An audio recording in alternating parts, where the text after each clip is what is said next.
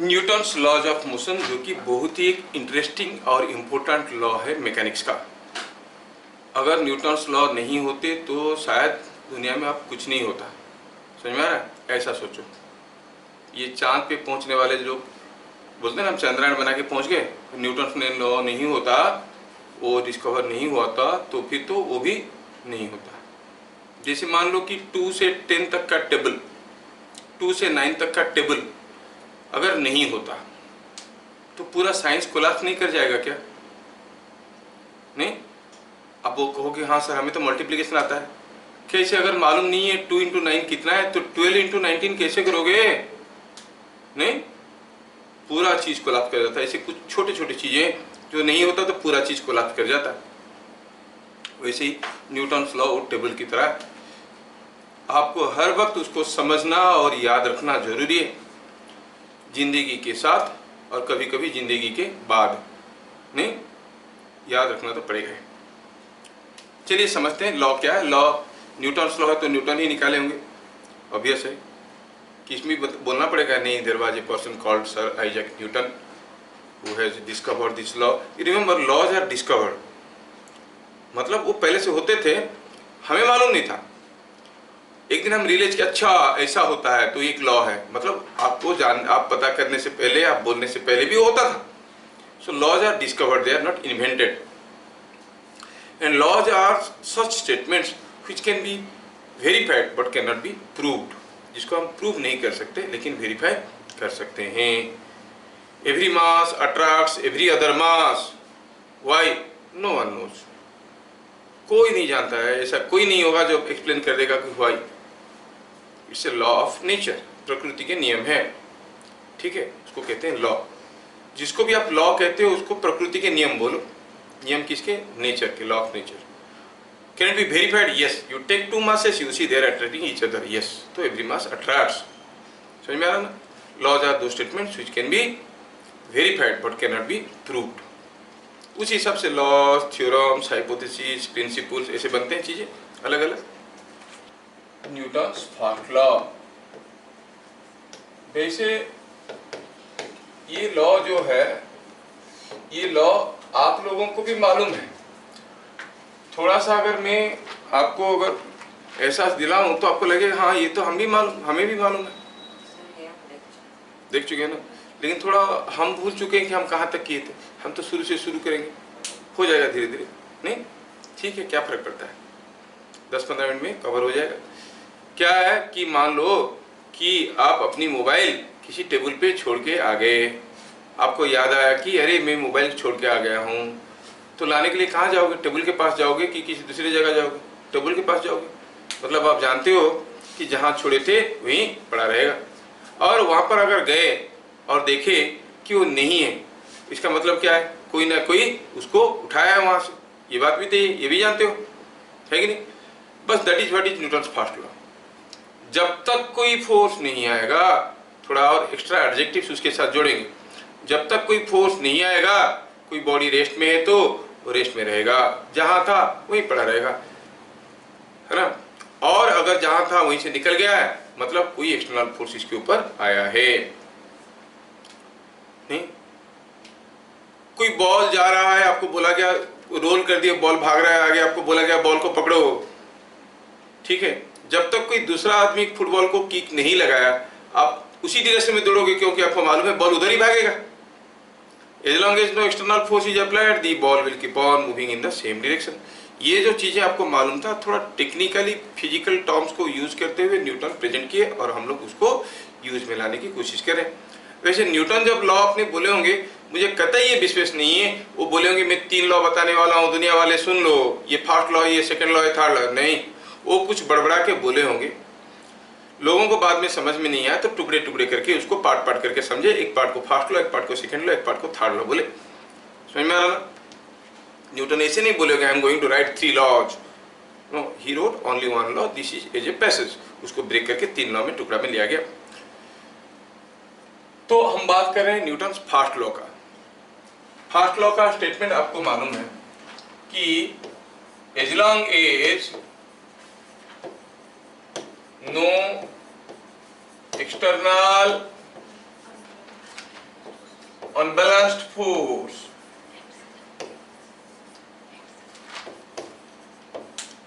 acts on a body, it continues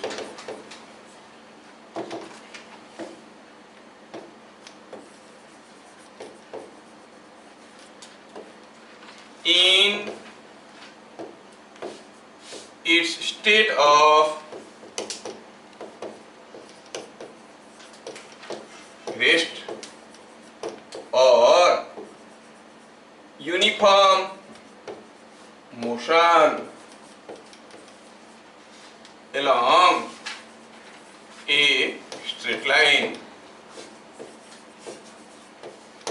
इसमें ढेर सारे टर्म बहुत ही लगते हैं कि पॉपुलर टर्म है, हमें आसानी से समझ में आ गया, लेकिन बहुत इंपॉर्टेंट है उस सारे टर्म को बढ़िया से समझना। Uniform motion along a straight line मतलब क्या है, what is the single term, उसके लिए एक्सटर्नल फोर्स का मतलब क्या है, अनबैलेंस्ड फोर्स का मतलब क्या है, इसके अपोजिट में क्या होते हैं, इंटरनल फोर्स होते हैं, अनबैलेंस्ड का बैलेंस्ड फोर्स होता है। वाई एक्सटर्नल फोर्स लिखा गया, वाई नॉट इंटरनल लिखा गया, वाई अनबैलेंस्ड लिखा गया, वाई नॉट बैलेंस्ड लिखा गया, है ना।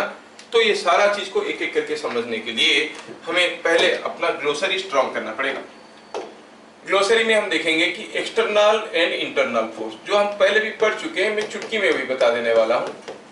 एक्सटर्नल एंड इंटरनल फोर्सेस, इससे पहले मैं बताना चाहूंगा आपको what is balanced and unbalanced forces. Balanced and unbalanced forces,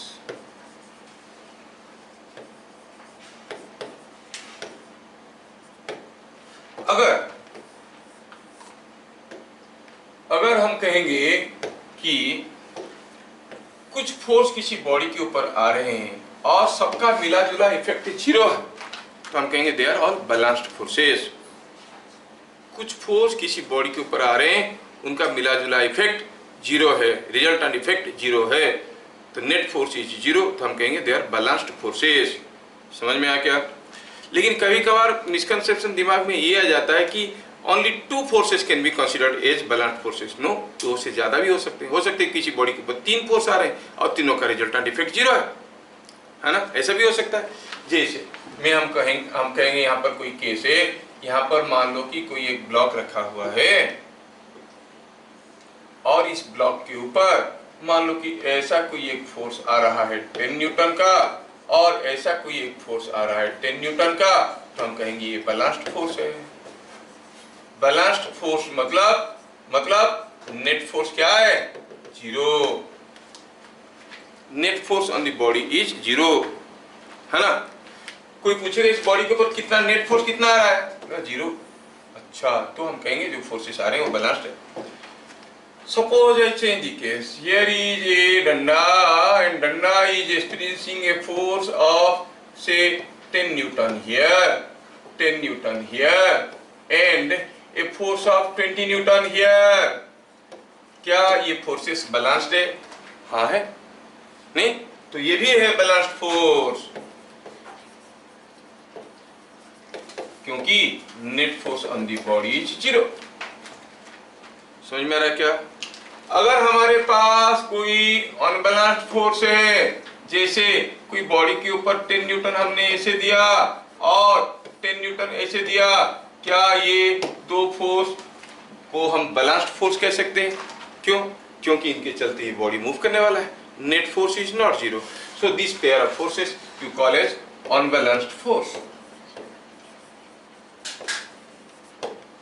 तो नेट फोर्स कितना होगा वो बात की बात है, अनबैलेंस्ड है, नेट फोर्स 0 नहीं है, बस ये पता चला। कितना है वो भी हम जानने की औकात नहीं बनाए, धीरे धीरे आगे आके देखेंगे, ठीक है। 10√2 होगा निकालेंगे तो।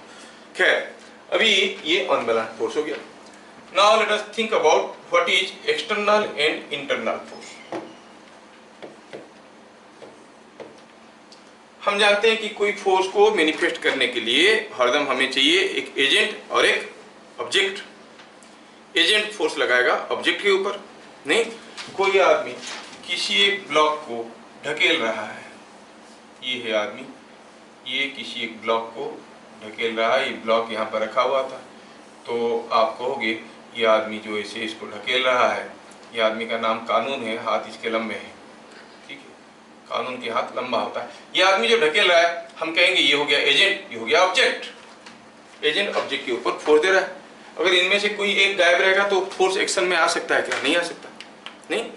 अब ये जो एजेंट है, एजेंट कहाँ है? Agent is outside the object, है कि नहीं? ऐसा भी हो सकता है कि यहां पर कोई एक डिब्बा रखा हुआ है और कोई आदमी पहलवान वो क्या कर रहा है, दोनों हाथ से इसको पुश कर रहा है और अपनी पांव से इसको पुश कर रहा है। ऐसा भी तो हो सकता है कि नहीं? Now the agent which applying the force on the object is inside the body. आप कहोगे agent is inside the object. अब एजेंट जो फोर्स दे रहा है वो फोर्स बाहर से दे रहा है, तो हम इसको कहेंगे एक्सटर्नल फोर्स। और ये जो दे रहा है वो अंदर से दे रहा है, इसको कहेंगे इंटरनल फोर्स। तो यहां पर जो फोर्स एक्शन में आ रहा है वो कौन सा फोर्स है? External force. When the agent is outside the object, और ये जो फोर्स दे रहा है वो फोर्स क्या है? ये है इंटरनल फोर्स।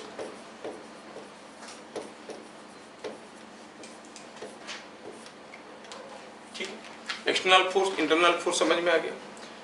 ये जो फोर्सेस इस ब्लॉक के ऊपर आ रहे थे सब एक्सटर्नल फोर्स थे कि इंटरनल फोर्स थे? सारे बाहर से आ रहे थे, सारे एक्सटर्नल फोर्स थे। और हम क्या देखें कि एक्सटर्नल फोर्स बैलेंस्ड भी हो सकता है, अनबैलेंस्ड भी हो सकता है।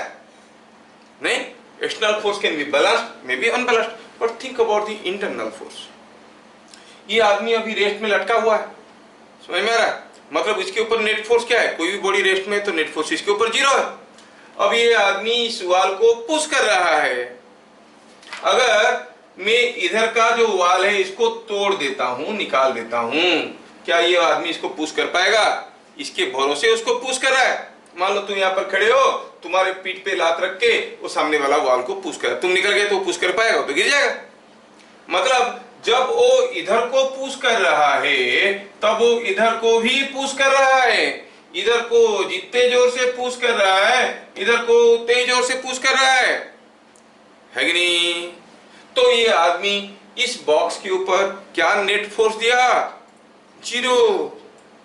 कहने का मतलब है internal forces are always balanced, they can not be unbalanced. External forces may be balanced, may not be balanced. समझ में आया क्या? Internal force is always balanced, it can not be unbalanced force. समझ में आया क्या? तो क्या समझ में आया हमें? समझ में ये आया कि external force may be balanced or unbalanced,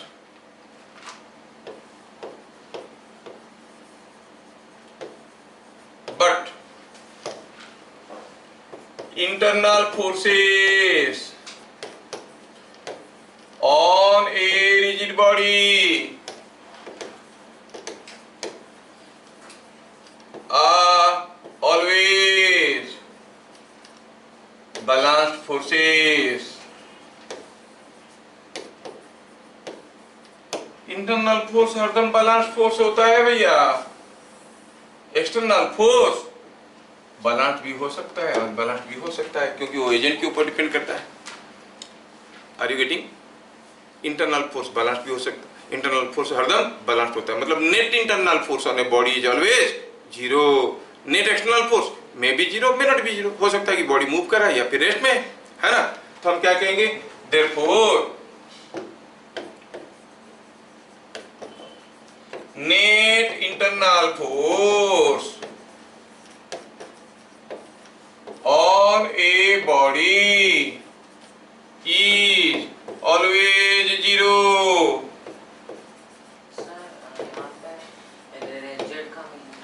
rigid का मतलब क्या है? रिजिड का मतलब हुआ कोई बॉडी को हम रिजिड कब कहते हैं? अगर कोई बॉडी के किसी भी दो पॉइंट के बीच में डिस्टेंस हरदम कांस्टेंट है तो हम उसको रिजिड बॉडी कहेंगे। ये पेन को मैं कैसे भी फेंक दूं, कैसे घुमा के फेंक दूं, ये एंड और ये एंड के बीच में डिस्टेंस बदलेगा क्या? किसी भी दो पॉइंट के बीच में डिस्टेंस कांस्टेंट रहेगा कि नहीं? तो ये हो गया रिजिड बॉडी। समझ में आ रहा ना? तो रिजिड बॉडी उसको कहते हैं। तो हम कहेंगे कि net internal force is always zero. तो फिर कोई बॉडी अगर रेस्ट में है चलेगा, तो क्यों चलेगा? एक्सटर्नल फोर्स के चलते कि इंटरनल फोर्स के से चलते? एक्सटर्नल फोर्सेस के चलते, क्योंकि उसको चलने के लिए क्या चाहिए? बैलेंस फोर्स की unbalance force? Unbalance force. Internal force move नहीं कर सकता क्योंकि internal forces are always balanced. Net internal force is always zero. समझ में आया क्या? तो अब न्यूटन लॉ का पहला वर्डिंग से समझ में आया क्या था? क्या था wording? As long as no external unbalanced force acts on a body. जब तक कोई एक्सटर्नल अनबैलेंस्ड फोर्स नहीं आया तब तक बॉडी मूव नहीं करेगा। खाली एक्सटर्नल फोर्स आने से मूव करेगा? नहीं। अगर वो बैलेंस्ड होगा तो नहीं मूव करेगा। इंटरनल फोर्स आने से मूव करेगा? वो तो कहते ही नहीं मूव करेगा क्योंकि हरदम वो बैलेंस्ड होता है। तो मूव करेगा कब? जब फोर्स एक्सटर्नल होगा और अनबैलेंस्ड होगा। समझ में आया क्या? नेट एक्सटर्नल अनबैलेंस्ड फोर्स हुआ तो बॉडी मूव करेगा। अगर रेस्ट में है तो मूव करेगा। मूव कर रहा है तो हो सकता है कोई बॉडी इधर जा रहा है, आप ऐसे फोर्स दीजिए इधर को मुड़ जाएगा, डायरेक्शन भी बदल जाएगा। लेकिन फास्ट लॉ क्या कहता है? टॉक्स अबाउट फिर no external force is applied. अगर नहीं अप्लाई करेंगे कोई external unbalanced force, external balanced force देंगे कोई तकलीफ नहीं। समझ में आ रहा है? इंटरनल फोर्स देंगे कोई तकलीफ नहीं, लेकिन एक्सटर्नल अनबैलेंस्ड फोर्स देंगे तभी जाके उसका स्टेट ऑफ रेस्ट और मोशन चेंज होगा। और जब तक एक्सटर्नल अनबैलेंस्ड फोर्स नहीं देंगे, अगर रेस्ट में है तो रेस्ट में रहेगा और मोशन में है तो यूनिफॉर्म मोशन में रहेगा along a straight line. Uniform motion along a straight line. Uniform motion का मतलब हुआ moving with constant speed. Along a straight line मतलब एक पर्टिकुलर डायरेक्शन। तो ये uniform motion along a straight line, ये पूरा स्टेटमेंट को भगा के हम इसकी जगह कह सकते हैं in it state of rest और कांस्टेंट वेलोसिटी मोशन। समझ में आया? तो या तो रेस्ट में रहेगा या फिर कांस्टेंट वेलोसिटी में मूव करेगा जब तक कोई एक्सटर्नल फोर्स नहीं आया। तो समझ में आया? अब यहाँ पे ये चीजें दो पार्ट में डिवाइड हो जाते हैं। एक तो हुआ inertia of rest, inertia of motion. ठीक है, एक एक करके चलते हैं। क्या है? सॉरी, हमें देखना है इनर्शिया ऑफ रेस्ट और इनर्शिया ऑफ मोशन, इसमें आना है। Now let us see point number 4। ये 3 था क्या? हाँ, 3 था। Inertia of rest. क्या इनर्शिया ऑफ रेस्ट? इनर्शिया मतलब the tendency to be at rest. Inertia का मतलब क्या है बताओ? इनर्शिया का मतलब है to oppose a change. Inertia of ईडीटीजी मतलब तुम जो जानते हो ये कुछ सिखाएंगे तो सीखने के लिए तैयार नहीं, भूल जानते हो, लेकिन कुछ सही बताते हैं सुनने के लिए तैयार नहीं, मानने के लिए तैयार नहीं। नहीं, मैं जो जानता हूँ वही सही है, तो इट इज कहते हैं इनर्शिया ऑफ फुलिशनेस। उसका न्यूटन्स लॉ का दूसरा फॉर्म भी है, as long as no external kick is applied on idiot a foolish person remains foolish, ऐसे करके आता है। हाँ, तो मैं क्या बताया? इनर्शिया का मतलब जो है वही पड़े बने रहने का जो टेंडेंसी है, जैसा है वैसे रहने की जो टेंडेंसी, उसको कहते हैं, हिंदी में कहते हैं जड़त्व। जड़ किसको कहते हैं? जिसका जान नहीं है, जहां पड़ा रहेगा वही पड़ा रहेगा। समझ में आ रहा? जड़त्व हिंदी में इसको कहते हैं। इनर्शिया ऑफ रेस्ट मतलब रुका है तो रुके रहने की टेंडेंसी है, चल रहा है तो चलते रहने की टेंडेंसी है, बदलाव कोई नहीं चाहता है। और ये रिमेंबर, ये everything will change, it is the only changeless law of nature and at the same time society opposes all changes all the time. कुछ भी चेंज लाओ अनबन सा होगा, लोग अपोज करेंगे, चाहे आप अच्छा चेंज लाओ और बुरा चेंज लाओ, कुछ भी चेंज पीपल विल अपोज। ठीक है, वो जो जैसा है वो वैसा ही रहना चाहते हैं। टाइमिंग, स्कूल टाइमिंग बदल गया, कुछ लोग अपोज करना शुरू कर देंगे, चाहे अच्छा हो गया बुरा हो गया कुछ भी हो गया तो अपोज कर। कुछ भी अच्छा लाओ या बुरा लाओ, चेंज को सोसाइटी हरदम अपोज करता है। ठीक है, तो ये जो चेंज है, जो अपोज करने वाला टेंडेंसी है किसी बॉडी में, चेंज को, रेस्ट में है तो रेस्ट में रहना चाहते हैं, रेस्ट से मोशन में लाने की कोशिश करेंगे तो अपोज करेगा। कभी आप लोग फील किए हो क्या? मान लो आपके सामने एक बड़ा सा ब्लॉक रखा हुआ है, ठीक है, आपको ब्लॉक को ढकेल के मान लो 50 मीटर तक लेना है, ठीक है। तो पहला 10 मीटर लेने में आपको ज्यादा ताकत लगेगा कि अगला 10 मीटर लेने में ज्यादा ताकत लगेगा? पहला वाले में। क्यों? क्योंकि रेस्ट में था तो पुश करोगे, एक बार चलते बना कि चलते बनेगा, फिर रोकने के लिए उसको पकड़ना पड़ेगा, नहीं तो खुद ही भाग रहा है कि नहीं? क्योंकि पहले वो रेस्ट में था, अब उसको मोशन में लाने की कोशिश की तो अपोज करने लगा बिकॉज ऑफ इट्स इनर्शिया, है कि नहीं? दूसरा हुआ जैसे चलते चलते चलते बन गया, अब उसके बाद हाथ लगा के रखो, खुद ही चल रहा है। मान लो कोई टेबल को सरका रहे हो, शुरू में टेबल बहुत फोर्स देने से चलना शुरू करता है, एक बार चलने लगा तो फिर धीरे से हाथ लगाओ, चलते ही रहता है कि नहीं? है ना? फिर इसको रोकने के लिए उल्टा खींचना पड़ता है, रोकने के लिए मुश्किल होता है फिर, है कि नहीं? वो तो चलते रहने की कोशिश करता है, क्योंकि आप छोड़ भी दोगे तो चले जाएगा कुछ दूर। पहले तो छोड़ देने से चलता नहीं था, पुश करने से चलता था। अब क्या हुआ, जब चलने लगा है, अब छोड़ दोगे, अब नहीं भी पुश करोगे तब भी कुछ दूर चले जाएगा कि नहीं चले जाएगा? मतलब वो खुद ही चलने का टेंडेंसी रखता है, आप हाथ लगा के बहावा ले रहे हो, वो खुद ही चल रहा है कि नहीं? तो जब रेस्ट में था वो रेस्ट में रहने की कोशिश कर रहा था, जब आप उसको चलाने की कोशिश किए वो आपको अपोज करेगा। वो जो अपोजिशन वाला चीज है दैट इज कॉल्ड इनर्शिया। किसके ऊपर डिपेंड करता है?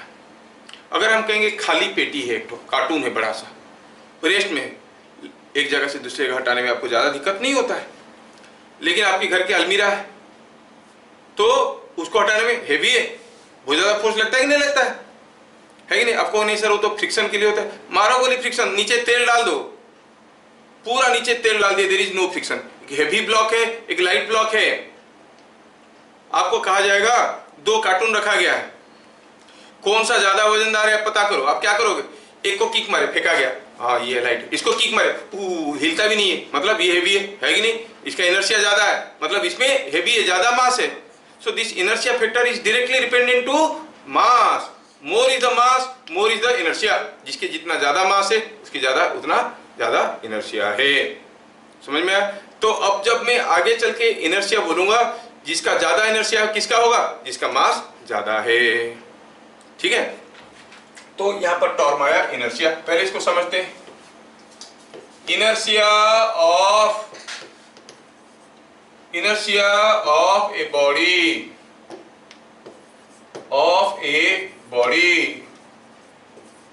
Directly refers to its mass।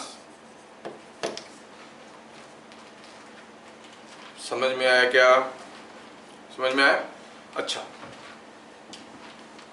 the property of a body, the property of a body by virtue of which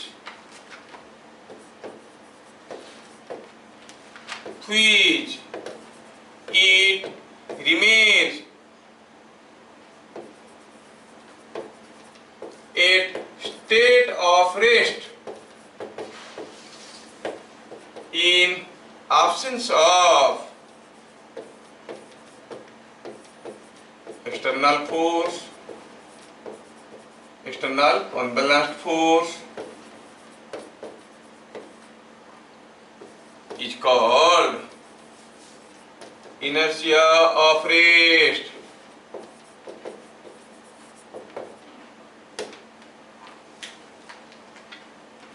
वो रुका है तो रुके रहने की कोशिश करता है, और इनर्शिया डायरेक्टली रेफर करता है किसके ऊपर? मास के ऊपर। जिसका जितना ज्यादा मास है उसके उतना ज्यादा इनर्शिया है। समझ में आ रहा है क्या? अच्छा, सोचो मैं आपको एक छोटा सा एग्जांपल देता हूं। I take a sharp edge knife, और मान लो कि मैं एक स्क्रू ड्राइवर लिया, ये कोई एक स्क्रू ड्राइवर है।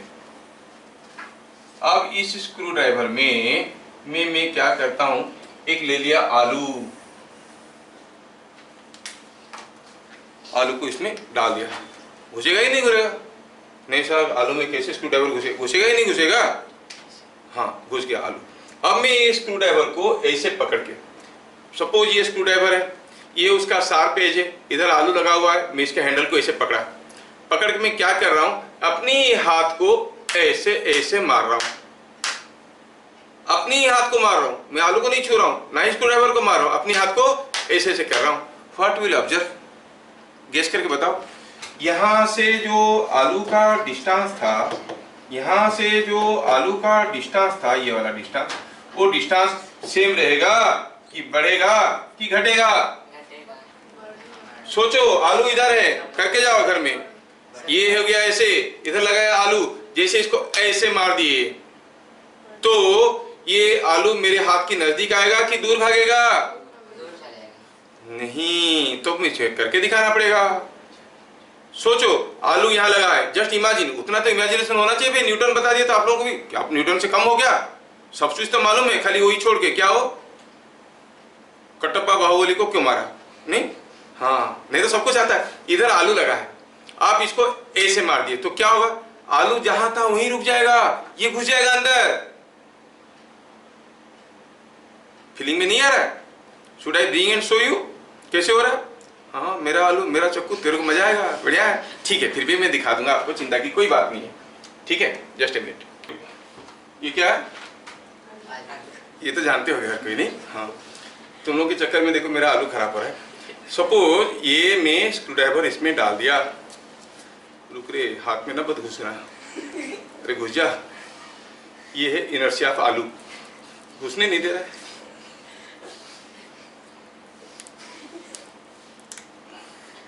अच्छा आलू है, घुसता नहीं, निकल गया, घुस गया। ये है आलू, अरे बस, हाँ थोड़ा ढीला हो जाए, हाँ ठीक ठीक। अब मैं इस आलू को, रुक रे, इतना जोर से हुआ ये फट भी रहा है, ठीक है। अब देखो, इसको मैं पकड़ा ऐसे, आलू अपनी जगह पे है, ये डिस्टेंस को आप देख रहे हो ना, इतना डिस्टेंस है। अब मैं यहां से जोर से मारता हूं, क्या हुआ? आलू पास आया कि दूर आया? हुआ क्या? क्या हुआ बाय द वे? क्या आलू पास आया? नहीं, आलू तो अपनी जगह जहां था वहीं रहना पसंद किया और वहीं रुक गया। जब मैं इसे मारा, आलू अपनी जगह रहा, स्क्रू ड्राइवर अंदर से पार हो रहा था, है कि नहीं? आलू तो अपनी ही जगह था because of inertia of rest. क्या मेरी बात समझ में आ रहा है? अब ये जो रुके रहने का अपनी जगह जो टेंडेंसी हो, इनर्शिया है। चलो मेरा आलू खराब हुआ, 2-2 रुपया भेज देना गूगल पे में, ठीक है। अब इसमें, चलो ठीक है, पेन कहाँ गया मेरा? ये। तो मैं ये बोल रहा था कि अगर ये आलू की जगह मान लो एक पीस ऑफ थर्मोकूल होता तो मारने से तब भी आता, लेकिन इतने जल्दी नहीं आता। क्यों? क्योंकि उसका मास काफी कम है और इनर्शिया उससे भी कम है, मार देने से उड़ जाता है। इनर्शिया होता है रुके रहने का टेंडेंसी, किसका ज्यादा होता है? जिसका इनर्शिया होता है। Inertia directly refers to mass, जिसका जितना ज्यादा मास उतने ज्यादा इनर्शिया। क्या हमारी बात समझ में आ रहा है ना? जिसका जितने मास उसका उतनी ज्यादा इनर्शिया। अब आलू को, हाँ तो ये एक्सपेरिमेंट आलू वाला तो हो गया, उसको क्या करेगा? इसको मारेंगे तो आलू क्या होगा? धीरे धीरे आलू विल कम क्लोज। इनफैक्ट आलू क्लोज आता है क्या? यही घुस जाता है उसके अंदर, आलू इनर्शिया के चलते वहीं पड़ा रहता है। क्या ये स्टेटमेंट समझ में आया? देख लो, तुम लोग इमेजिन नहीं कर पाए। देखो मेरे आलू भैया यहाँ पे, मैं इधर से पकड़ के ऐसे मार रहा हूँ, आजा आजा आजा आजा। आप कभी देखे हो जो मिस्त्री लोग काम करते हैं, अगर उनका वो हथौड़ा अगर लूज हो गया है, क्या करते हैं? उल्टे तरफ मारते हैं नीचे। तो मान लो वो हथौड़ा ऐसा है, आई शो यू, वो हैमर ऐसा है, उसका निचला हिस्सा ऐसा है, ठीक है, थोड़ा चौड़ा है ऐसे, और ये इसमें घुसा हुआ है। कौन? यहाँ पर एक छेद है और छेद में होते हुए ये ऐसा निकला हुआ है दोनों तरफ से हथौड़ा। अब इसको टाइट करना है तो क्या करेंगे? वो इसको नहीं मारेंगे, इसको पकड़ के जमीन पे ऐसे ठोक देंगे। ठोक देंगे तो इनर्शिया के चलते क्या होगा? ये अपनी जगह रहना चाहेगा। जैसे हाथ इसको ऐसे नीचे करके लाएंगे, ये चलते हुए आएगा, ये सडनली रुक जाएगा, लेकिन ये नहीं रुकेगा, अंदर अंदर घुसेगा। बार बार ऐसे नीचे ठोकेंगे तो धीरे धीरे ये टाइट हो जाएगा, है कि नहीं? Is that inertia of rest? No, inertia of motion. हम हाथ को मूव किए तो ये भी मूव किया, ये सडनली रुक गया, ये रुक नहीं पाया, अंदर घुस गया। रीडिंग इनर्शिया ऑफ मोशन क्या है? आएंगे उसको बाद में। फिर फिलहाल तो आपको समझ में आ गया आलू वाला एक्सपेरिमेंट, और आपको ये भी समझ में आया कि inertia directly refers to its mass, more is the mass, more is the inertia. अभी समझ में आया इनर्शिया ऑफ रेस्ट क्या है। आप अगर कहोगे किसी एक ग्लास पे आपने एक पोस्ट कार्ड रखा, उसके ऊपर एक कॉइन रखा और छोटा सा चीज रखा ऐसे, अब इस पोस्ट कार्ड को अगर बहुत जोर से धक्का दे दिया, ठाक करके मार दिया, पोस्ट कार्ड निकल के भाग जाएगा और ये जो कॉइन रखा था वो अंदर प्लुप करके गिर जाएगा, क्योंकि इनर्शिया ऑफ रेस्ट के चलते वो जहां था वही रहना पसंद किया, पोस्ट कार्ड नीचे से सरक गया, है कि नहीं। मान लो कि ये कोई एक टेबल है और टेबल के ऊपर कोई एक ब्लॉक रखा हुआ है, आप टेबल को जोर से खींचो, आप देखोगे ब्लॉक पीछे की तरफ फिसल गया। क्या ब्लॉक पीछे की तरफ फिसल गया? नो नो नो, ब्लॉक जहां था वही रह गया। मान लो कि छत से, मैं आपको समझा रहा हूं, मान लो कि छत से कोई एक पेंडुलम, मान लो कि यहां से छत से कोई एक पेंडुलम झूल रहा है और उसके नीचे ये ब्लॉक रखा गया किसी एक स्मूथ टेबल के ऊपर। कैसा टेबल है? स्मूथ, तेल डाल दिया गया टेबल के ऊपर। अभी अगर आप टेबल को खींचोगे तो आप देखोगे ब्लॉक अपनी जगह रह गया, ब्लॉक अपनी जगह रह गया, और आपको लगेगा कि ब्लॉक धीरे धीरे फिसल के नीचे गिर गया, लेकिन देखोगे कि पेंडुलम के नीचे हरदम है। बड़ा खतरनाक है, सोचना, समझने में तो आसान लगता है। फिर से रिपीट कर रहा हूं, ये पेंडुलम है डिमार्केशन के लिए, उसके नीचे टेबल के ऊपर, स्मूथ टेबल के ऊपर एक ब्लॉक को रख दिया गया। अगर इस टेबल को हम कुछ फोर्स लगा के खींच लेंगे तो आप देखोगे ये ब्लॉक इधर से आके इधर से धूम करके गिर जाएगा। क्या ये एक्सपीरियंस है? टेबल के ऊपर कोई चीज रखा है, टेबल को जोर से खींचोगे तो दूसरी तरफ ब्लॉक गिर जाता है, वो गिरेगा। लेकिन आप देखोगे वो जो गिरेगा, कैसे गिरेगा मालूम है? वो तब गिरेगा जब टेबल यहाँ पे आ गया होगा, मतलब टेबल सरक रहा है, ये तो हरदम इसके नीचे ही है। जैसे हमें लग रहा था कि आलू इधर आ रहा है, आलू नहीं आ रहा है, आलू अपनी जगह है, ये घुसे जा रहा है। Reading block will remain in its own position but the table will सरक डाउन, समझ में आ रहा है ना? सरक के निकल जाएगा, है कि नहीं? The table will slide below this, so this is what is called inertia of rest, जहां था वहीं पड़ा रहने की tendency. Sir, why do we need to push it with a large force? Like हम धीरे-धीरे खींचेंगे तो क्या?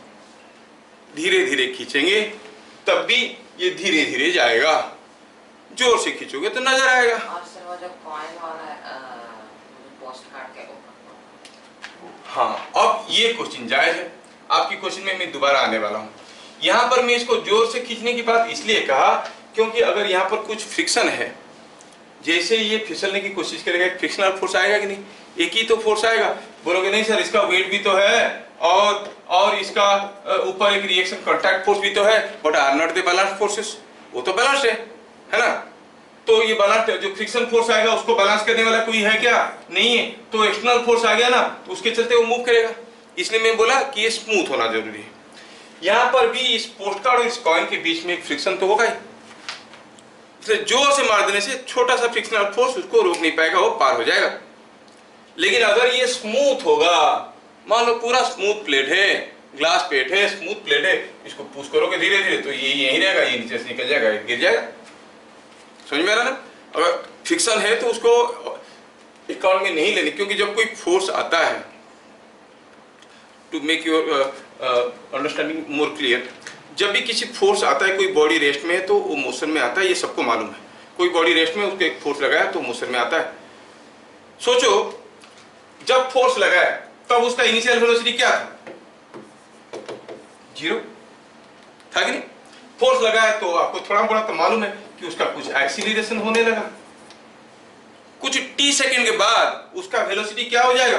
u प्लस at, वो चलने लगेगा। कुछ समय के बाद वो चलता हुआ नजर आएगा। अगर समय नहीं देंगे तो फोर्स लगाने के तुरंत बाद चलता हुआ नजर आएगा क्या? नहीं, फोर्स लगाने के थोड़ी देर बाद चलता हुआ नजर आएगा, थोड़ी समय के लिए। इसलिए अगर हम फोर्स लगाते हैं जोर से, इतना जल्दी निकल जाता है कि जो उसके ऊपर फ्रिक्शनल फोर्स आया इतना कम समय के लिए हुआ कि चल नहीं पाएगा, गिर जाएगा। Are you getting with clarity now? तो अगर पोस्ट कार्ड है, जोर से मारेंगे तभी गिरेगा अंदर, धीरे धीरे मारेंगे बिकॉज ऑफ फ्रिक्शन, फोर्स उसके ऊपर आया और वो भी लंबी समय के लिए आया तो इसका भी वेलोसिटी आ जाएगा, धीरे धीरे आके इधर गिरेगा। रीडिंग। अभी मान लो कि खिड़की के ग्लास में आप अगर एक पत्थर मारोगे, छोटा सा बुलेट ले लो हाथ में, मारोगे ग्लास टूट जाएगा। लेकिन आप गन लेके फायर करो, गुड़ुम, तो देखोगे छेदा करके निकल गया, ग्लास टूटा नहीं। क्यों नहीं टूटा? क्योंकि वो लगा, फोर्स भी दिया, लेकिन इतनी कम समय के लिए दिया, उतनी समय में कुछ वेलोसिटी बना ही नहीं बाकी पार्ट का। बुलेट को घुस के जाने के लिए कितना समय लगेगा इतना छोटा सा ग्लास प्लेट के अंदर? इतना कम समय है, तो क्या आएगा वेलोसिटी? कुछ नहीं आएगा, तो ग्लास प्लेट मूव नहीं किया। जबकि हाथ से फेंके तो वो तो धीरे से गया, घुसते हुए निकला दूसरी तरफ, तो फोर्स दिया उसके ऊपर, तोड़ के निकाल दिया उसको। समझ में आ रहा? That is also another example of your inertia of rest. When you throw a small bullet by your hand to a glass plate, it breaks. But when you fire the same bullet into it with greater speed, it just makes a small hole and passes through. It is because of inertia of rest. समझ में आ रहा ना? तो क्या inertia of rest का ये examples आपको समझ में आया? दूसरा हुआ, आपको जो स्कूल में देते हैं, आप मान लो किसी बस में खड़े हो, नहीं, बस चलने लगा, तो आप किधर को गिरोगे? आगे की तरफ कि पीछे की तरफ? सोचो, बस चलने लगा, आपके पांव जमीन के साथ, बस के साथ कांटेक्ट में, बस चलने लगा तो भी उसके साथ चलने लगा। लेकिन बॉडी का ऊपर वाला हिस्सा वो तो जहां था वही रहेगा, और इधर का मास ज्यादा है कि नहीं? इधर का मास ज्यादा है, इनर्शिया भी ज्यादा है, यही रोके रहने की कोशिश करेगा, पाँव अगर निकल जाएगा। सोचो तुम कहीं खड़े हो, तुम्हारे पाँव को ढकेल देंगे आगे की तरफ, तुम किधर को गिरोगे? पीछे की तरफ, तो वो पीछे की तरफ गिर जाता है। समझ में आया? सो that is also called inertia of rest. तो इनर्शिया ऑफ रेस्ट क्या है, समझ में आया? अब थोड़ा सा हम लोग, क्योंकि एडवांस कोर्स पढ़ रहे हैं, तो थोड़ा सा एक्स्ट्रा पढ़ेंगे, नहीं? अब यहां तक हमें समझ में आएगा स्कूल में जो बताते हैं इनर्शिया ऑफ रेस्ट क्या है। ठीक है? न्यूटन फर्स्ट लॉ क्या कहता है? जब तक कोई एक्सटर्नल फोर्स नहीं देंगे कोई बॉडी रेस्ट में, तो रेस्ट में रहेगा। Inertia of rest is not exactly saying the same thing what Newton's law says. ये क्या कह रहा है? इनर्शिया ऑफ रेस्ट, अगर उसको मूव करवाने की कोशिश करोगे, ये अपोज करेगा।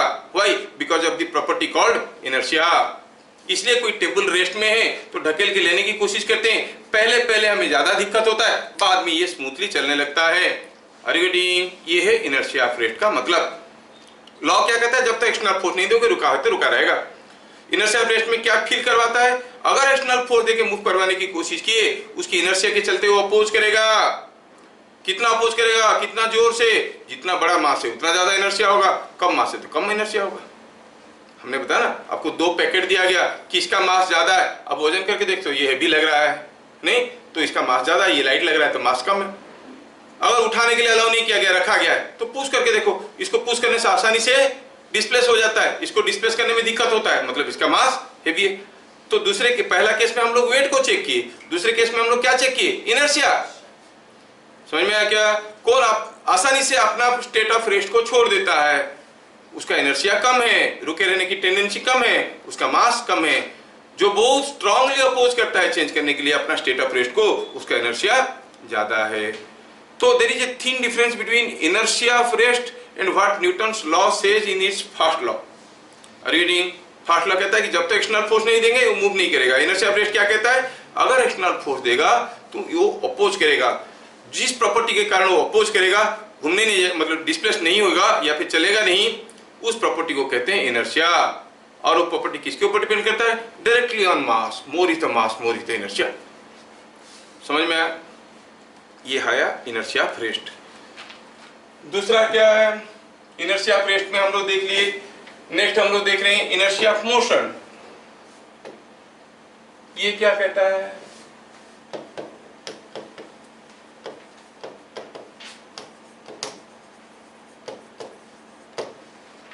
The property of a body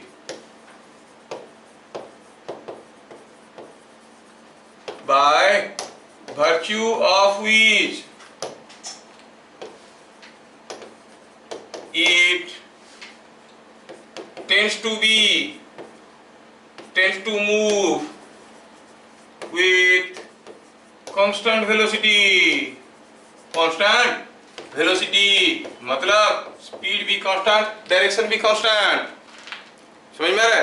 constant velocity in absence of external unbalanced force. called inertia of motion, and in any case inertia directly refers to mass. More is the mass, more is the inertia. समझ में आया क्या? हाँ, more is the mass, more is the inertia. जितनी ज्यादा मास होगा उतनी ज्यादा इनर्शिया होगा. फाइन, ये हो गया inertia motion. Again Newton law से क्या अलग हुआ? अगर कोई बॉडी मूव कर रहा है, उसके ऊपर एक्सटर्नल फोर्स नहीं लगाओगे, अनबैलेंस्ड फोर्स नहीं लगाओगे, तो कांस्टेंट वेलोसिटी में मूव करेगा. ये है Newton first law. Inertia of motion उससे थोड़ा सा अलग है. There is a thin difference. अगर कोई बॉडी मूव कर रहा है और उसको मोशन को बदलने की कोशिश करोगे, वो आपको अपोज करेगा. समझ में आ रहा है? और जो अपोज करेगा अपना डायरेक्शन ऑफ मोशन, वेलोसिटी को बदलने की कोशिश करने से जो अपोज करता है, that is called inertia of motion. दो पार्टिकल आपके बगल में जा रहे हैं, दो पैकेट. आपको कहा गया कि दोनों को लेफ्ट राइट है, उसको डिस्प्लेस कर दो. एक को ऐसे थोड़ा मार दिया, तुरंत अपना डायरेक्शन बदल के भाग गया. दूसरे को मारे, फिर भी थोड़ा सा डायरेक्शन चेंज हुआ, टेढ़ा चला गया, मतलब ऑलमोस्ट अपना डायरेक्शन को मेंटेन करते हुए चला गया. कौन हैवी पार्टिकल था जो डायरेक्शन तुरंत चेंज कर लिया, कि जो ऑलमोस्ट अपना डायरेक्शन को मेंटेन करके गया? जो मेंटेन करके गया, मतलब उसका मास ज्यादा था, इनर्शिया ज्यादा था. आप साइकिल में जाते हो अकेले, तो जहां चाहे वहीं ब्रेक लगा दिया, within a distance of 1 to 2 metres आप अपना साइकिल को रोक सकते हो. उतनी स्पीड में अगर कोई ट्रेन चल रहा होगा जितना स्पीड में आपका साइकिल चल रहा है, या फिर आपकी ही साइकिल में आपके साथ दो मोटे मोटे दोस्त को पीछे बैठा दिए हो, और ब्रेक लगाओगे तो वही 1 मीटर में रुकोगे क्या? नहीं. उतनी स्पीड में जाता, ब्रेक लगाया तो तुरंत नहीं रुकता है, क्योंकि हेवी मास है, इनर्शिया इज मोर. ट्रेन अगर उतनी स्पीड में जा रहा है, उसको रोकने के लिए 20-25 मीटर जाना पड़ेगा, क्योंकि मास इवन हेवियर है. रीडिंग, ये बात है. That is called inertia of motion. जिस वेलोसिटी में जा रहा है उस वेलोसिटी में जाने की कोशिश करेगा. फॉर एग्जाम्पल हम कहेंगे कि मैं किसी एक पत्थर को मैं क्या किया, एक थ्रेड में बांध के ऐसे ऐसे घुमा रहा हूँ. I am just moving it like this. मैं इसको ऐसे ऐसे सर्कुलर पाथ में घुमा रहा हूँ यूजिंग ए थ्रेड. ऐसे ऐसे घुमा रहा हूँ, ठीक है, ऐसे ऐसे करके घुमा रहा हूँ. ये पत्थर घूम रहा है. जब इधर से जा रहा था, उसका थ्रेड टूट गया. व्हाट यू थिंक, ये पत्थर कैसे जाएगा? जिस डायरेक्शन में वेलोसिटी था उसी डायरेक्शन में चले जाएगा, क्योंकि भी और कोई फोर्स नहीं है, तो ये सीधा इधर ही भाग जाएगा. क्योंकि यहाँ पर जो वेलोसिटी था उसी डायरेक्शन में जाने की कोशिश करेगा. अगर यहाँ पर थ्रेड टूट गया तो पत्थर ऐसे घूम के नहीं जाएगा, पत्थर सीधा निकल जाएगा. It will maintain the same velocity. Are you getting? मैं थ्रेड को ऐसे ऐसे ऐसे ऐसे घुमा रहा था, और यहाँ पर टूटा थ्रेड, तो पत्थर ऐसे भाग जाएगा, सीधा आपकी तरफ भाग जाएगा. कैसे घूमते घूमते जाएगा? नहीं, ये तो सीधा निकल जाएगा, क्योंकि कोई एक्सटर्नल फोर्स नहीं है. It will keep on moving along a straight line. समझ में आ रहा है? It will keep on moving with constant velocity, मतलब स्पीड भी कांस्टेंट रहेगा और डायरेक्शन भी कांस्टेंट रहेगा. बात समझ में आया? अब आपको स्कूल में जो वाला एग्जांपल देते हैं, या ये हथौड़ा टाइट करने वाला एग्जांपल जो है, मुझे बताया मैंने, जैसे हथौड़ा को नीचे लेके ऐसे ठोक देता है, नीचे आया मोशन में, सडनली रोक दिए, तो because of inertia of motion और अंदर घुस गया, टाइट हो गया, है कि नहीं? हथौड़ा कैसे हम टाइट के कर लेते हैं. दूसरा चीज है कि जब बस के अंदर खड़े हैं और बस चल रहा है और बस ब्रेक लगाया, हम किधर गिरेंगे? पीछे की तरफ कि आगे की तरफ? क्योंकि बस रुक गया, बस रुकने लगा है तो आपके पाँव रुकने लगा है, लेकिन ये वाला हिस्सा जिसका इनर्शिया ज्यादा है वो तो चल रहा था, उसी वेलोसिटी में जाने की कोशिश करेगा और गिरेगा नहीं. मैं लेकिन कभी एक मूवी में देखा था यार, वो डायरेक्टर शायद साइंस नहीं पढ़ा है, उसने दिखाया क्या, मेरे को बड़ी हंसी आया.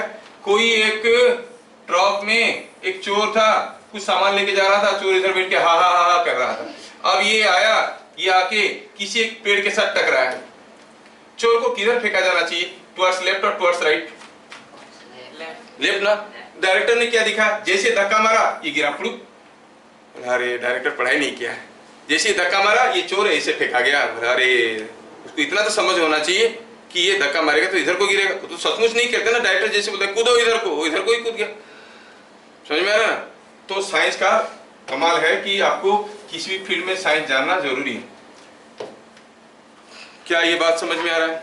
मान लो चलते हुए ट्रेन से आप कूद के बाहर निकलोगे, चलता हुआ ट्रेन धीरे धीरे चल रहा है, आपको कूदना है, बाहर निकलना है, किधर को कूदने की कोशिश करोगे? सोचो ये है ट्रेन, ये है आपकी ट्रेन, इस ट्रेन से आप चलता हुआ ट्रेन चल रहा है और रुका नहीं अभी, आप कूद के निकलना चाहोगे। आप सोचते हो कि आपका घर है यहाँ पे, you want to go home, ठीक है, आप यहाँ पे खड़े हो दरवाजे पे, कूद के निकलोगे, कैसे कूदोगे? Will jump like this, like this, like this, A B C, या ऐसे मुड़ के ट्रेन के नीचे? नहीं, ट्रेन के नीचे नहीं, वैसी, क्योंकि आप अगर गिर भी जाते हो तो आपके पास ट्रेन के चलते एक वेलोसिटी है। क्यों? ट्रेन के अंदर थे ना आप, तो ट्रेन का जो वेलोसिटी था आपका वही था, नहीं, ट्रेन का जो वेलोसिटी था आपका भी वही वेलोसिटी था। तो अगर आप नहीं कूदते हो, सिंपली ट्रेन से गिर जाते हो, because of inertia of motion you will move in the direction of motion. नहीं समझ में आ रहा है? मान लो ये पेन को मैं अपने हाथ में लिया हूं, मैं हाथ को ऊपर लेते लेते ले रहा था बहुत स्पीड में और सडनली पेन मेरे हाथ से गिर गया, क्या गिरने के तुरंत बाद वो नीचे आ जाएगा? नहीं, ये तो कुछ दूर ऐसे फेंका जाएगा और फिर ऐसे गिरेगा। Are you getting? The pen was having some motion, inertia of motion. मैं हाथ ऐसे ले रहा था, पेन मेरे हाथ से गिर गया, जब गिरा तब मेरे हाथ का जो वेलोसिटी था, इसका भी वही वेलोसिटी था, हाथ का ऊपर की तरफ था तो पेन का भी ऊपर की तरफ था। गिरने के बाद ग्रेविटी खींचने लगा, लेकिन तुरंत ग्रेविटी को थोड़ी मानेगा, उसका अपना अकड़ है, इनर्शिया जिसको कहते हैं अकड़ है, अकड़ के चलते जिधर जा रहा था उधर जाने की कोशिश करेगा। ग्रेविटी जोर है, खींच के ले आएगा अलग बात है, लेकिन अकड़ के चलते, इनर्शिया के चलते वो अपनी डायरेक्शन में जाने की कोशिश करेगा। तो जैसे मेरे हाथ से गिरा, it will not immediately fall like this, it will go slightly above and then it will fall. क्या मेरी बात समझ में आ रहा है? That is what is called inertia of motion. तो अगर आप ट्रेन से गिर जाते हो तब भी आपका वेलोसिटी इस डायरेक्शन में होगा। मान लो आपका वेलोसिटी इस डायरेक्शन में है, मान लो कि आप ऐसे कूद गए, सोचो मैं ऐसे कूद के इधर गया, एक डेस्क के ऊपर से, स्कूल में बदमाशी करते हैं, एक डेस्क के ऊपर से दूसरे में कूद रहे हो, कोई दूसरा या बीच में आपको परपेंडिकुलर डायरेक्शन में एक धक्का दे दिया, तो क्या होगा हाल? आप कूदे ऐसे, वो धक्का दिया ऐसे, अब किधर गिरोगे? टेढ़े होके कहीं गिरोगे, हाथ पांव टूटेगा ही नहीं टूटेगा, है कि नहीं?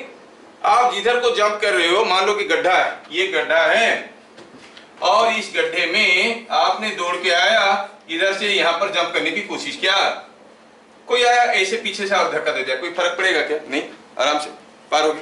लेकिन जब आप ऐसे जा रहे थे, कोई अगर उल्टा धक्का दे दिया तो गड्ढे में गिर जाओगे, है कि नहीं? और अगर परपेंडिकुलर डायरेक्शन में धक्का दे दिया तब भी गिर जाओगे, है कि नहीं?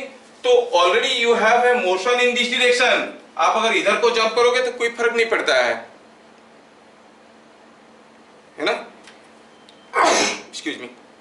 ट्रेन की मोशन के चलते आपके पास जो इनर्शिया है, उस इनर्शिया के चलते you have got a velocity in this direction. आप अगर ऐसे जंप करोगे और इनर्शिया के चल के इधर को हुआ तो गिरोगे कि नहीं गिरोगे? You are jumping in this direction, you are ready to stand on ground in this direction. अब तो कोई धक्का दिया, पांव लड़खड़ा के गिरेगा, मरोगे, है कि नहीं? चलते हुए ट्रेन से कूदेंगे तो किधर को जंप करेंगे? Will go in the direction of motion of train, jump in the direction of motion of train. पीछे की तरफ करोगे तो, पीछे की तरफ करोगे तो हो सकता है लड़खड़ा के गिरोगे और ट्रेन के नीचे आ जाओगे। कभी ऐसे मत करना, ये बहुत सीरियस फाटल होता है।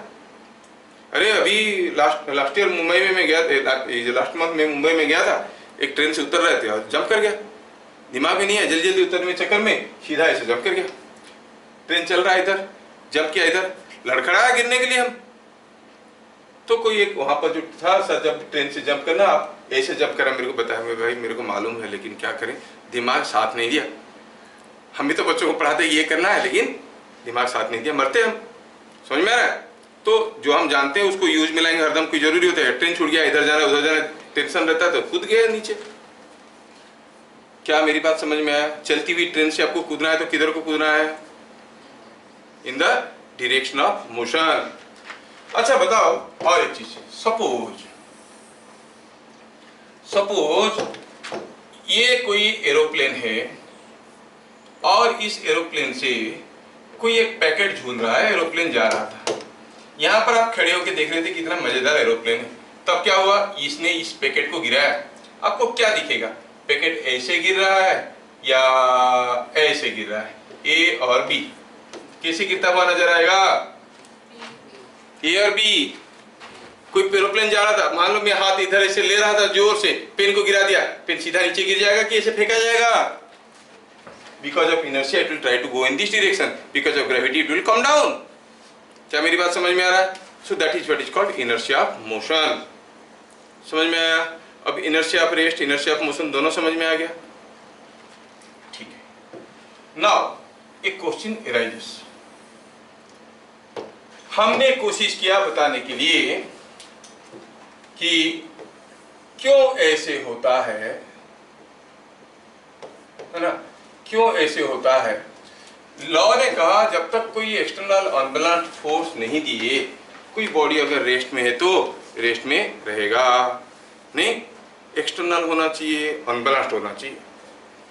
मेरे को तो डाउट हुआ ऐसा कि अगर मैं यहाँ पर कोई एक बम रखा हूं और यहाँ पे इसको मैं थोड़ा सा फायर देता हूं, क्या फायर एक फोर्स है? नहीं, it's a form of energy, है कि नहीं? It's a form of energy.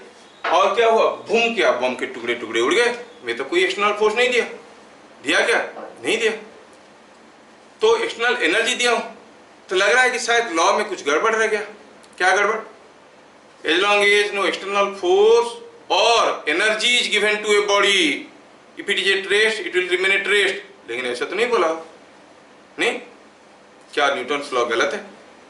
हमें सोचना है। फिर क्या बोले? अनबैलेंस्ड फोर्स नहीं देंगे तो, जब तक एक्सटर्नल अनबैलेंस्ड फोर्स नहीं देंगे कोई बॉडी रेस्ट में है तो रेस्ट में रहेगा। मैं एक डंडा लिया और इसके ऊपर दो फोर्स लगाया,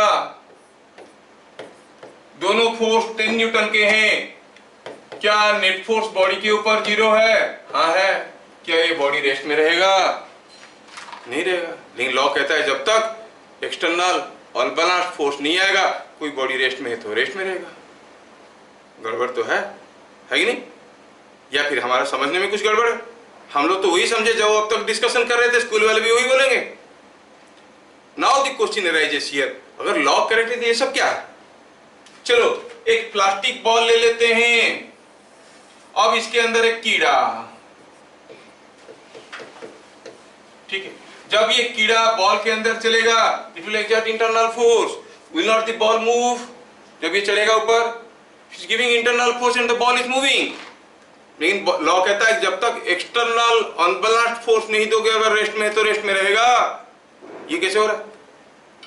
I switch on the fan, I supplied some electrical energy, the fan was earlier at rest, now the fan starts moving. I didn't give any external force. Then how the law is justified? मतलब या तो law में गड़बड़ है या फिर हमारे समझ में गड़बड़ है कि नहीं? लॉ तो गड़बड़ हो नहीं सकता। न्यूटन जी महाराज बोले पूरा वर्ल्ड मानता है, तो हमें अपना समझ को थोड़ा रेक्टिफाई करना जरूरी है। कभी कभार स्टेटमेंट वही रहता है लेकिन लोग उसका रॉन्ग इंटरप्रिटेशन निकाल देते हैं, है कि नहीं? जैसे बनारस में इतने फाइन फाइन साड़ी बनते हैं कि एक एक साड़ी माचिस के डिब्बे में आ जाएंगे। तो स्टेटमेंट क्या हुआ? एक बनारस में एक एक साड़ी माचिस के डिब्बे में आ जाते हैं। बात सही है? बच्चे क्या समझे? बनारस में इतने बड़े बड़े माचिस के डिब्बे होते हैं कि उसके अंदर साड़ी आ जाते हैं। स्टेटमेंट वही होते हुए भी मीनिंग बदल गया कि नहीं? हम लोग के साथ भी वही हाल हुआ है। स्टेटमेंट जो है 100% करेक्ट है, हमारा इंटरप्रिटेशन गड़बड़ है ना? सेम सिचुएशन सेम ऑब्जर्वेशन में से अलग अलग डिफरेंट अंडरस्टैंडिंग हो सकता है depending upon your ability to perceive. जैसे हमारे तरह एक टीचर थे, वो हरदम पान खाते थे, बहुत पान खाते थे। उन्होंने क्या किया, बच्चों को गया समझाया, देखो बच्चों, वो कुछ नहीं बोलते थे, बहुत कम बोलते थे। तो बताना चाहते थे कि पानी कितना अच्छा है और अल्कोहल कितना खराब है। वो एक टेस्ट ट्यूब में लिए अल्कोहल और दूसरे में लिए पानी, ये पानी है ये अल्कोहल। फिर एक अर्थवर्म को एक थ्रेड बांध के उन्होंने क्या किया, थ्रेड बांध के इसको पानी में डुबाया, लुड़खड़ाते रहा, ऐसे ऐसे करके हिलते रहता है। थोड़ी देर बाद बाहर निकाला, देखे कि जिंदा है, ठीक है। फिर इसको लिए उसको अल्कोहल में डुबाया, थोड़ी देर बाद ऐसे ऐसे किया और फिर खत्म हो गया, बाहर निकल तो मर गया था। तो फिर पान थूके और बच्चों को पूछे क्या सीखे, बताना क्या चाहते थे? पानी में जिंदा रह सकता है, अल्कोहल में नहीं। तो बच्चे क्या बोल रहे हैं, एक बच्चा था, सर इसका मतलब ये है कि हमें डेली थोड़ा थोड़ा सा अल्कोहल पीना चाहिए ताकि पेट में कीड़े होंगे तो मर जाएंगे। नहीं, पेट में जो कीड़े होंगे मर जाएंगे। एग्जीबिशन सेम होते हुए भी, ऑब्जर्वेशन सेम होते हुए भी अंडरस्टैंडिंग हमारे साथ वही हुआ है न्यूटन्स लॉ में। हमने लॉ को उस रूप में ले लिया जैसे अरे कोई चीज रखा है, जब तक धक्का नहीं दोगे वो नहीं चलेगा। कौन बोले थे? न्यूटन्स। जो कभी स्कूल नहीं गया है उसको जाके पूछो, अरे भाई बताओ ये रखा है, इसको धक्का नहीं देंगे तो चलेगा? नहीं चलेगा। वो भी तो जानता है। क्या इतना सिंपल स्टेटमेंट के लिए हम न्यूटन को क्रेडिट देंगे? मतलब उस बहाने कुछ दूसरा बोलना चाहते हैं, हम समझते यही है। क्या मेरी बात समझ में आ रहा है? Are you getting the suspense in it? जो कभी स्कूल नहीं गया उसको पूछोगे, अगर इसको धक्का नहीं देंगे तो ये चलेगा क्या? बोला नहीं चलेगा। हाँ हम भी जानते हैं। वो पूछेंगे तुम कैसे जाने? हमको न्यूटन बोले थे। खास न्यूटन बोले थे, हर कोई जानता है, गांव का बच्चा बच्चा जानता है। और हम बोले न्यूटन बोले थे क्या? जब तक धक्का नहीं देंगे नहीं चलेगा, है ना? तो क्या है वो न्यूटन लॉ का मिस्ट्री? अगर न्यूटन लॉ सही है तो ये सब कैसे हुआ, उसको देखने के लिए हमें फिर एक जन्म लेना पड़ेगा अगले क्लास की। अगले क्लास फिर जन्म लेंगे हम लोग। कब? संडे को है। कितने बजे होता है संडे को क्लास हमारा? 11:30 संडे 11:30 हम इस मिस्ट्री को खोलेंगे बाहर कि क्या होता है न्यूटन्स लॉ में। आप लोग इस बहाने सोचो, समझो क्या होता है, कैसे होता है। When there is no external force, body moves. External balanced force, body is moving. Internal force, तब भी बॉडी मूव कर रहा है। लॉ कहता है कि जब तक एक्सटर्नल अनबैलेंस्ड फोर्स नहीं दोगे, कोई रेस्ट में तो रेस्ट में रहेगा। Again about inertia of motion क्या कहता है लॉ? लॉ कहता है कि अगर आपने कोई बॉडी मूव करता हुआ बॉडी के ऊपर एक्सटर्नल फोर्स नहीं दिया तो स्ट्रेट लाइन में जाएगा कांस्टेंट वेलोसिटी में। मान लो एक डंडा है, जमीन पे रखा है, आपने इसको किक लगाया, जैसे ही पेन रखा था जमीन पे, मैं यहाँ पे किक मार दूंगा। Do you think this pen will go like this? वो तो घूमते हुए जाएगा। Is it going in straight line? No. Law कहता है कि एक बार जब तक फोर्स नहीं देंगे स्ट्रेट लाइन में जाएगा कांस्टेंट वेलोसिटी में। मैं एक बार ही मारा हूं, उसके बाद कोई फोर्स नहीं दिया, उसको तो पूरा ऐसे जाना चाहिए। वो कैसे जाएगा? अब देखोगे कि वो ऐसे ऐसे घूमते घूमते जा रहा है, ये ऐसे जा रहा है, ये ऐसे घूमते घूमते जाएगा कि नहीं जाएगा? जाएगा कि नहीं जाएगा? Then why this law is confusing us? हाँ, हमें इसके बारे में सोचना है और समझना है। नहीं, लॉ कंफ्यूज नहीं कर रहा है। We are all fused fellows, so we are getting confused, है ना? तो फ्यूज का सील हम लोग उस दिन जोड़ेंगे। अगले क्लास में देखेंगे कि क्या होता है, कैसे न्यूटन्स लॉ करेक्ट है, और ये सब अगर करेक्ट है तो ये सब कैसे जस्टिफाई होता है। लॉ को ढंग से समझेंगे तो थोड़ा सा सस्पेंस रहने से मजा आता है ना। देखिए ना, टीवी सीरियल में भी वही होता है ना।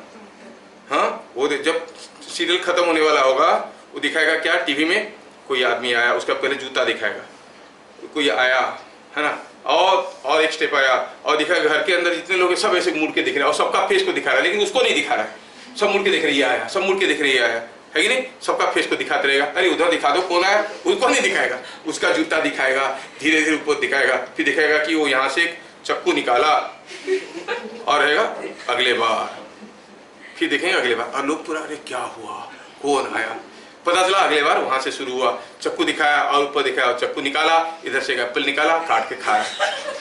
अरे तुमको अगर वही दिखाना था तो इतना सस्पेंस क्यों कर रहे थे? करते ही नहीं करते, ऐसा करते सीरियल वाले अट्रैक्शन करने के लिए। तो मैं इसे थोड़ा सस्पेंस बना के छोड़ दिया कि ये तुम लोग अगले क्लास आके देखोगे कि क्या है न्यूटन्स लॉ में, है ना। चलो फिर मिलते हैं अगले क्लास, तब तक के लिए जय हिंद। जय हिंद।